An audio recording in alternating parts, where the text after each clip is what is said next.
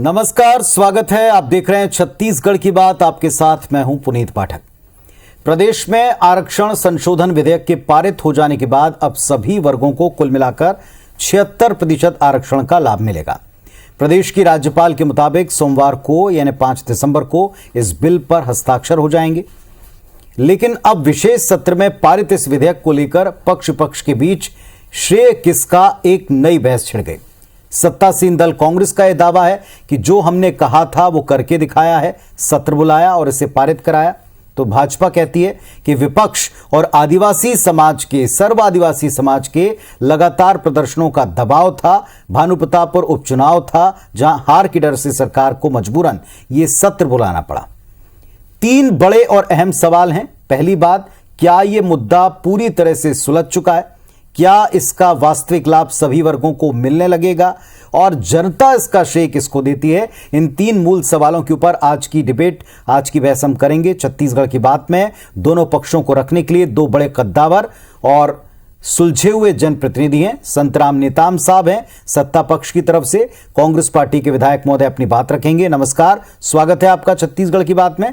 और रजनीश सिंह साहब हैं जो भारतीय जनता पार्टी के सीनियर विधायक हैं और ये भी स्पष्ट तौर पर अपनी बात रखते हैं। लेकिन पहले आपको हम वो रिपोर्ट दिखाते हैं जिसके आधार पर हम कह रहे हैं कि अब श्रेय की सियासत क्या वर्तमान में रुकती आपको दिखेगी। देखें आप।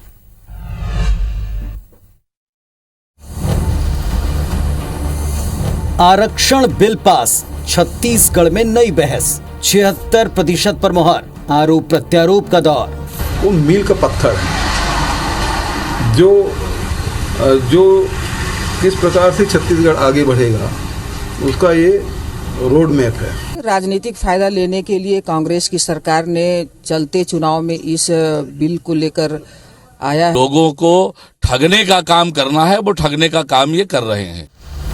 एक दिन पहले विधानसभा के विशेष सत्र में आरक्षण विधेयक पारित होने के बाद अब श्रेय लेने की होड़ मच गई है। सत्तासीन कांग्रेस का दावा है कि प्रदेश के तमाम वर्गों की उम्मीदों का ख्याल रखते हुए विशेष सत्र बुलाया गया, तो दूसरी ओर विपक्ष इसका श्रेय खुद के संघर्षों को दे रहा है।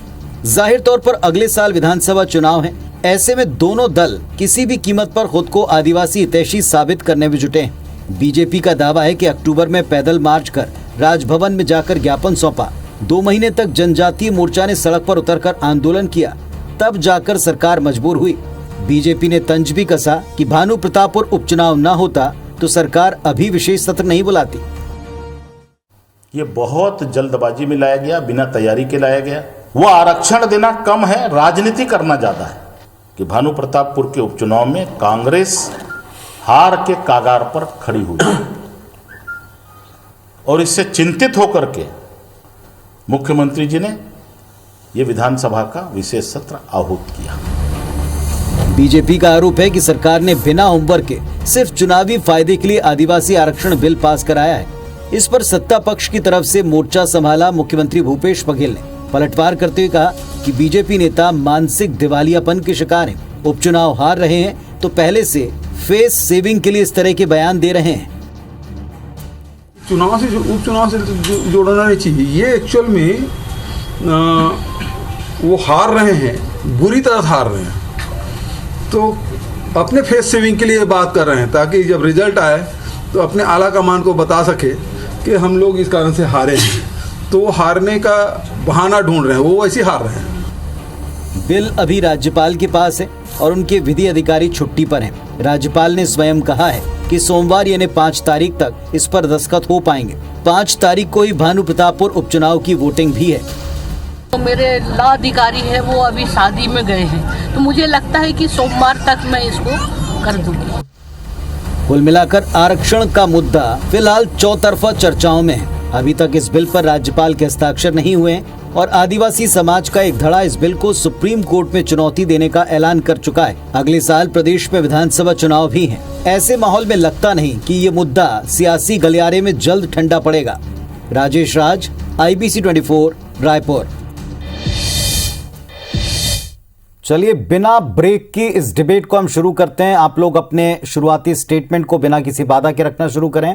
संतराम नेताम साहब, कांग्रेस पार्टी की तरफ से आप इस बात पर अपना पक्ष रखें। बहुत से आरोप आपने इस रिपोर्ट में भी सुने होंगे। विपक्ष कहता है कि हार का डर था, ये विपक्ष का दबाव था, ये चुनावी लाभ के लिए किया गया, इसका कोई लाभ जनता को नहीं मिलेगा क्योंकि वास्तविकता के धरातल पर यह एग्जिस्ट नहीं कर पाएगा। सबके जवाब दें।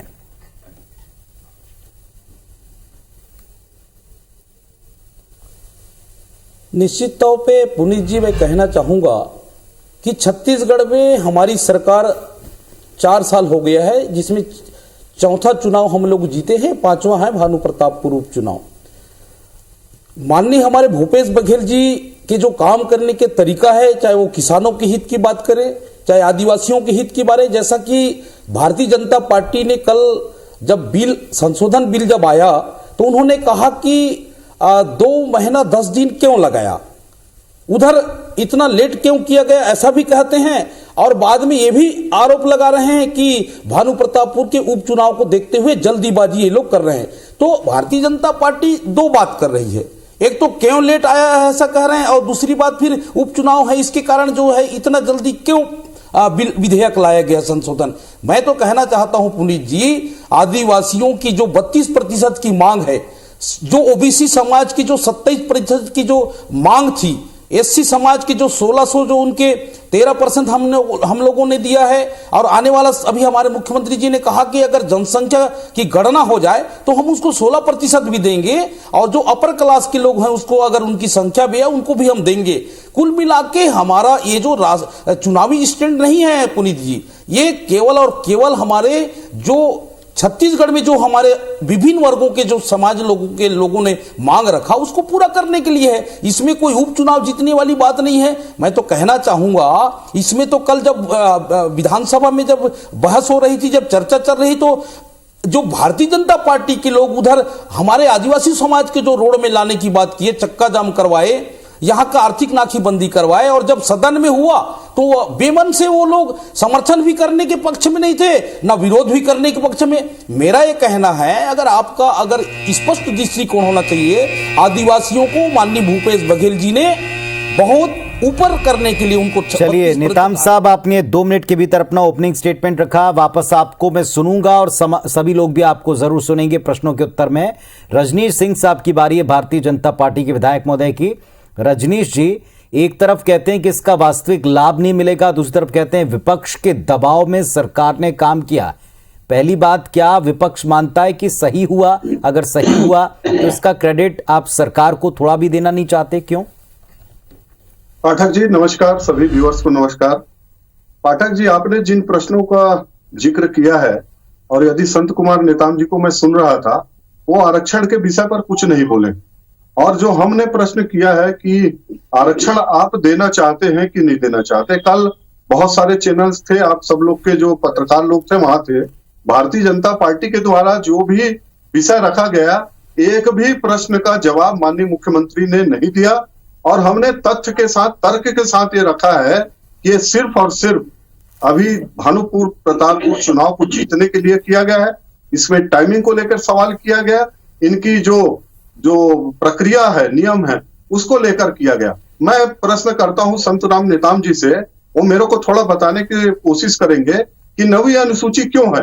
आप बिना बिल के पास हुए, कल माननीय मुख्यमंत्री जी ने विधानसभा में बड़े बड़े दावे किए थे कि हमारी राज्यपाल जी से बात हो गई है, जैसी बिल अभी होगा रात को जाएगा और हम रात को निर्देश जारी कर देंगे, आरक्षण का निर्देश रात को जारी हो जाएगा। क्या हुआ? माननीय मुख्यमंत्री जी ने विधानसभा में कहा है, नेताम जी आपको संकल्प लाने की क्या जरूरत है? यदि आरक्षण राज्य सरकार का विषय है तो आपने संकल्प क्यों लाया? क्योंकि आप बोल सके कि 9वीं अनुसूची में केंद्र सरकार ने शामिल नहीं किया है, इसलिए आरक्षण नहीं दे पा रहे हैं, और हमने भरपूर साथ दिया है। कांग्रेस किस मुंह से बात करती है? एक भी आरक्षण के बारे में बताए, आरक्षण कांग्रेस ने कभी नहीं दिया है। हमने तथ्यों के साथ कल बात रखी है। भारतीय जनता पार्टी ने हमेशा दिया है, और 32% भी भारतीय जनता पार्टी ने दिया था।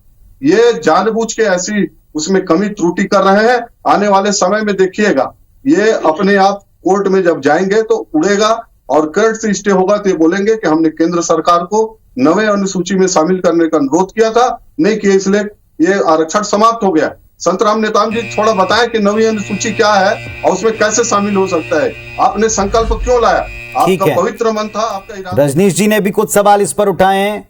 रजनीश जी ने जो सवाल उठाए इसका उत्तर जरा मैं ले लूं नेताम साहब से। नेताम साहब उत्तर दें। तो आपको डिटेल से बताना चाहता हूं, निश्चित तौर पर रजनीश जी को पहले कानून का ज्ञान होना चाहिए। वो वास्तव में विद्वान भी हैं और अच्छे सीनियर हमारे भारतीय जनता पार्टी के विधायक भी हैं। उनको मैं बताना चाहूंगा कि हम लोगों ने जो परसेंट 32%, 27% और 13%, 4% जो दिए हैं, ये आरक्षण विधेयक पारित हो गया है। और अभी आप कह रहे हैं कि जो राज्यपाल महोदय जो है उसमें हस्ताक्षर नहीं किए हैं। अभी मैं स्टेटमेंट देख रहा था, उन्होंने अभी आपके ही आईबीसी चैनल में उन्होंने क्या कहा गया कि था मेरे नेताम जी, इसको जो बताइए। विधिक विभाग के जो अफसर जो है वो छुट्टी पे गए हुए हैं, वो जो आएंगे उसके बाद हस्ताक्षर सोमवार को हो जाएगा।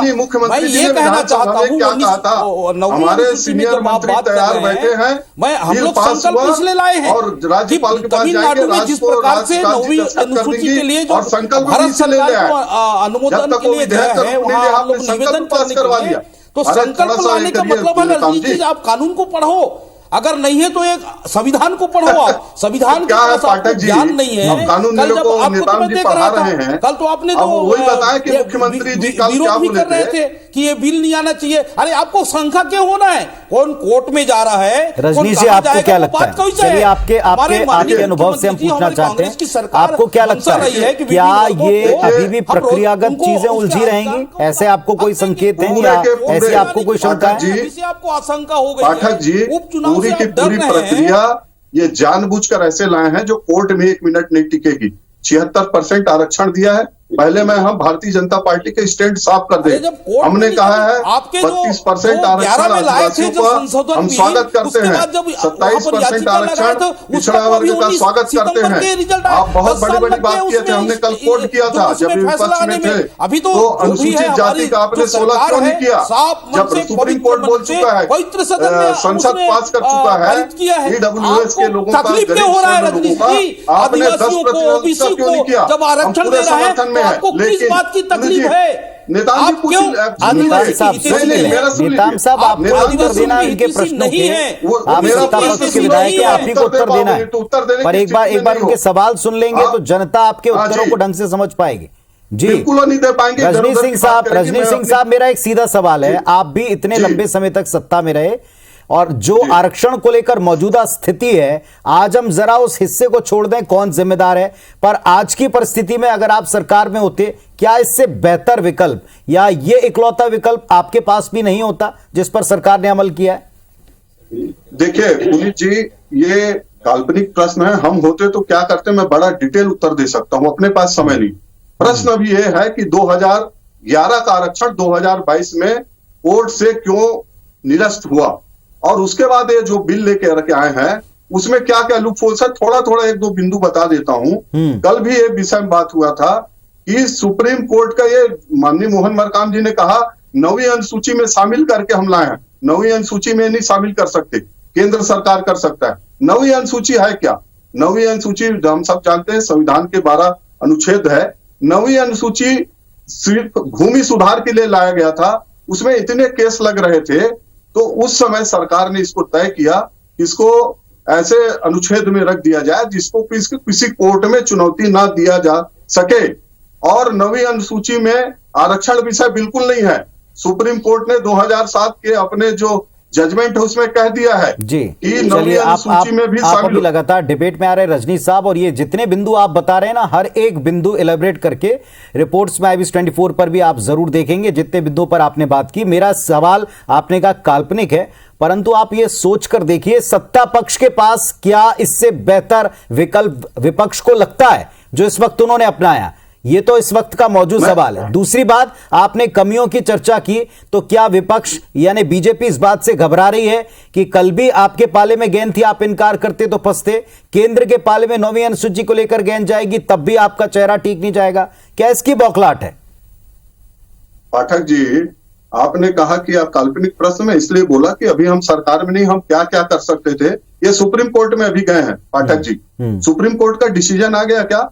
ये आरक्षण जो लाए हैं, अभी तो 58% को राज्य की सरकार सुप्रीम कोर्ट में चैलेंज की है ना, और वहां पर इनका खारिज होता है 30 आरक्षण का क्या होगा?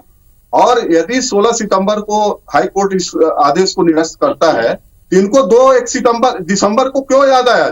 जब भानु प्रतापपुर चुनाव होता है, आदरणीय मनोज मंडावी जी का निधन हो जाता है, तो 2 महीने 10-15 दिन यहाँ भी दोहरी बातें दिख रही हैं रजनी साहब, यहाँ भी दोहरी बातें दिख रही हैं। विपक्ष बार बार उसी भानु प्रतापपुर में कह रहा था कि सरकार कुछ कर नहीं रही, इस पर कोई कदम नहीं उठा रही। अब जब कदम उठाया तो आप कह रहे हैं इस वक्त आपने क्यों उठाया? चलिए जवाब नेताम साहब देंगे। नेताम साहब, आपने चुनावी लाभ के लिए किया, हालांकि मुख्यमंत्री तक इस पर जवाब दे चुके हैं, पर बार बार कहा जा रहा केवल चुनाव इसका लक्ष्य है। पुनीत जी, मैं रजनीश जी से सुन रहा था, मैं आपसे ये कहना चाहता हूं, रजनीश जी से मैं जानना चाहता हूं कि यही 2 महीने के अंदर में, 2 महीना 10 दिन के अंदर में भारतीय जनता पार्टी ने ये एक आंदोलन करवाया, आदिवासी समाजों को सड़क में बिठाया और उन्होंने विधायक, जो हम लोग विधायक हैं बस्तर के, उनके निवास का घेराव कराया कि तुरंत करो। उधर तुरंत भी करने की भी बात करते हैं और अभी उपचुनाव की बात करते हैं।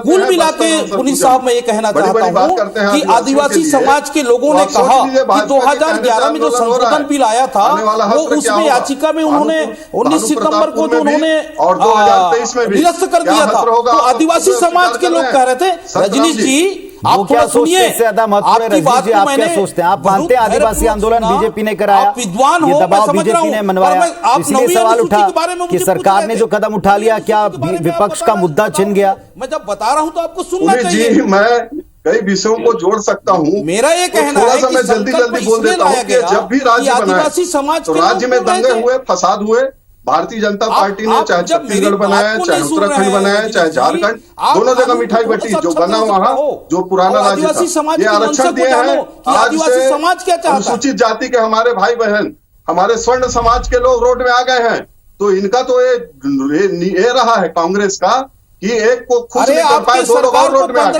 अब वो बोलेंगे भाजपा करवा रही है। अरे आप चलिए फाइनल उत्तर दीजिएगा। संतराम नेताम साहब, सवाल आपसे सुन लीजिएगा, उत्तर आपको देना है। बार बार वो कह रहे हैं कि इसे कोर्ट में चैलेंज किया जाएगा और वहां जाकर ये चीजें फंस जाएंगी, ये बार बार वो इस मंच पर कह रहे हैं। सरकार ने सोचा होगा इसके बारे में कुछ? किसी को कुछ नहीं मिला नेताम जी, आपने और 2 वर्गों को रोड में ला दिया। अभी तक हमारे अनुसूचित जनजाति के भाई रोड पर थे, आपने 2 वर्गों को और रोड में ला दिया, उनका आरक्षण को कम करके बड़ी बड़ी बातें करते थे। ले आते ना, जान रहे हो सुप्रीम कोर्ट में जाएगा तो टिकेगा नहीं, फंडिंग भी कर रहे हैं, उसको भी खुश कर देते। के बारे में आप सोचिए, किस प्रकार के प्रत्याशी को आप मैदान में खड़े किए। अरे प्रत्याशी कहाँ गए मेरे भाई? उसमें बोलूंगा तो भारत नहीं बनेगा।